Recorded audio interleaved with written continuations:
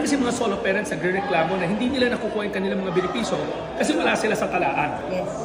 Natutuwa kami i-report sa inyo na automated na yung ating talaan ng solo parents. Alam ko, kinukulit po kami lagi dyan.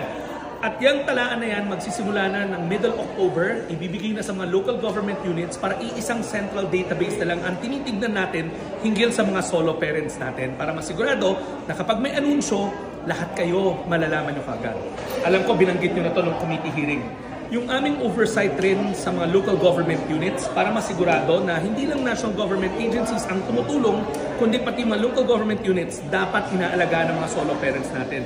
Sinisigurado natin na makapacitate natin ang mga LGUs natin para alam nila ang kanilang mga responsibilidad pagdating sa mga solo parents. Thank you so much, Secretary. At saka yung trading na lang din sa mga local social services department kasi doon sila nalilito kung ano talaga yung mga solo parents at ang benefits nila. Tama yun.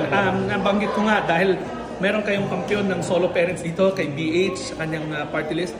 Patuloy naming paglunsad ng aming DSWD Academy, umaandar na yan eh. Part na ng curriculum yung patuloy naming i-reinform, patuloy naming i-train ang ating mga CSWDs, MSWDOs, ibig sabihin yung mga social welfare sa mga lokal na pamahalaan para malaman nila na ano yung obligasyon natin sa mga solo parents natin.